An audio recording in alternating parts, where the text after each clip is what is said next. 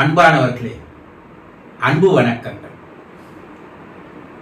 இறந்தவரை நினைத்து நாள்தோறும் அழுது கொண்டே இருப்பதால் அவருடைய ஆன்மா சாந்தி அடையாது. அப்ப இறந்தவங்களை நினைச்சு நாங்க அழக்கூடாதா? அழலாம். அது துக்கத்தின் வெளிப்பாடு, அது பிரிவினுடைய வெளிப்பாடு, அது இழப்பினுடைய வெளிப்பாடு. தன்னுடைய உணர்வுகளை வெளிக்கொண்டு வருவதில் இருக்கின்ற ஒரு செயல். அதனால அழலாம், அழக்கூடாதுன்னு யாரும் உங்களுக்கு சொல்லல. ஆனா அவர் இறந்து 2-3 மாதங்கள் ஆனாலும் கூட, பல மாதங்கள் ஆனாலும் கூட தொடர்ந்து அழுது கொண்டே இருக்கிறீர்களே, இதனுடைய பாதிப்பு என்ன தெரியுமா? அவருடைய ஆன்மா சாந்தி அடையாது.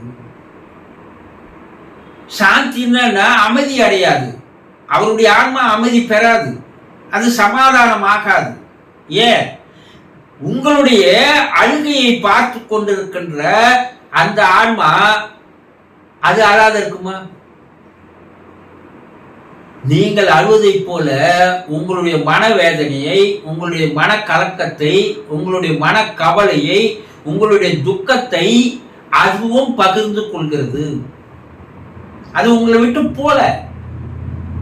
அது ஆன்மா சாந்தி அடைந்தால்தானே அது உங்களிடம் இருந்து அது விலகி போகும். இப்ப அந்த ஆன்மா சாந்தி அடைவாத இருப்பதற்கு நீங்களே ஒரு பெரும் தடையாக இருக்கிறீங்க. உங்களுடைய பந்த பாசத்தின் மூலமாக, பந்த பாச கயிறு என்று சொல்லுவார்கள், அந்த கயிறை போட்டு அந்த ஆன்மாவை கட்டி இழுத்து வைத்துக் கொண்டிருக்கிறீர்கள். அந்த கட்டிலிருந்து அது விடுபட்டு போக முடியாமல் அது மாட்டிக்கொண்டு தவிக்கிறது. அப்ப நாங்க என்னதான் செய்யறது? இறப்பு என்பது இறைவனால் முடிவு செய்யப்பட்டது. பிறந்தவர் யாரும் ஒரு நாளைக்கு இறந்துதான் ஆகணும். அதுல இருந்து யாராலும் தப்பிக்க முடியாது. முதல்ல அந்த மனோபாவம் உங்களுக்கு வர வேண்டும். அது ஒரு குறிப்பிட்ட காலம் வரைக்கும் அவர் இந்த உலகத்துல வாழணும்னு ஏற்கனவே எழுதப்பட்ட விதி. அதை யாராலும் மாற்ற முடியாது. இவ்வளவுதான் ஆயுள், இத்தனை வருடங்கள் தான் நீங்கள் வாழ வேண்டும் என்று ஏற்கனவே வாங்கி கொண்டு வந்த கணக்கு அது. அது முடிந்தது, அவர் போய்விட்டார். ஆனா அவர் எங்கேயும் போல, அவர் தெய்வமாக மாறி இருக்கிறார், அவ்வளவுதான். அப்ப அந்த தெய்வம் உங்களுக்கு உறுதுணையாக, பாதுகாப்பாக இருக்கிறது என்பதை நீங்கள் முதலில் தெல்லம் தெளிவாக தெரிந்து கொள்ளுங்கள். அப்போ நீங்க அவங்களுக்கு என்ன செய்யணும்? இறந்தவருக்கு என்ன செய்யணும்? அவர் ஆன்மா சாந்தி அடைந்து மேல் உலகத்திற்கு செல்வதற்கு நீங்கள் அவருக்கு ஒரு வழிகாட்டுதலாக, ஒரு உறுதுணையாக, ஒரு பக்கபலமாக நீங்க இருக்கணும் இல்லையா?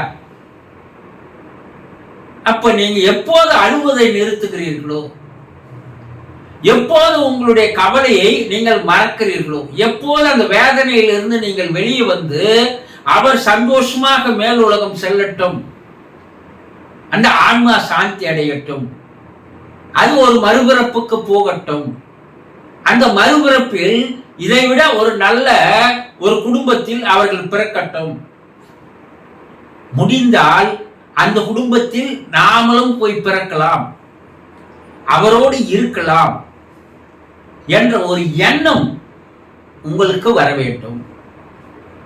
அவங்க எங்கேயும் போயிடல, மறுபிறப்பு எடுக்கிற வரைக்கும் உங்களோட தொடர்புல தான் இருக்கிறாங்க. இருந்தாலும் அவர்களுக்கு ஒரு கட்டு, உங்களுடைய அழுகை, உங்களுடைய வேதனை. அப்ப நீங்க என்ன பண்ணணும்? அதை ஏற்றுக்கொள்ள வேண்டும் இல்லையா? ஆமாங்க, அவர் காலம் முடிந்தது, போய்விட்டார், அவர் விதி முடிந்தது, போயிட்டாரு, அவர் எங்கேயும் போகல, எங்களோடு இருக்கிறார், தெய்வமாக இருக்கிறார். அந்த மனோபாவம், அந்த மனப்பக்குவம், அந்த மன வலிமை, அதை ஏற்றுக்கொள்கின்ற மனம் உங்களுக்கு படிப்படியாக வர வேண்டும். நீங்கள் அழுவதை நிறுத்திக் கொண்டு இறைவனிடம் அந்த ஆன்மா சாந்தி அடைந்து அது மறுபிறப்பு எடுப்பதற்கு இறைவா நீங்கள் அவர்களுக்கு உதவி செய்யுங்கள் என்று இறைவனிடம் நீங்கள் பிரார்த்தனை செய்ய வேண்டும். இதை நீங்கள் செய்து வந்தாதான் அவருடைய ஆன்மா சாந்தி அடைந்து அமைதி அடைந்து அது மேல் நோக்கி வேறு உலகம் சென்று வேறு ஒரு வாழ்க்கையை வாழ ஆரம்பிக்கும். இல்லை என்றால் அவரை நீங்கள் இழுத்து பிடித்துக் கொண்டு நீங்களும் துன்பப்படுகிறீர்கள், அவரும் துன்பப்படுகிறார். இந்த துன்பத்திலிருந்து 2 பேரும் வெளியே வர முடியாமல் ஒரு மாபெரும் வலைக்குள் நீங்கள் சிக்கிக் கொள்கிறீர்கள். புரிந்து கொண்டீர்களா? சந்தோஷம்.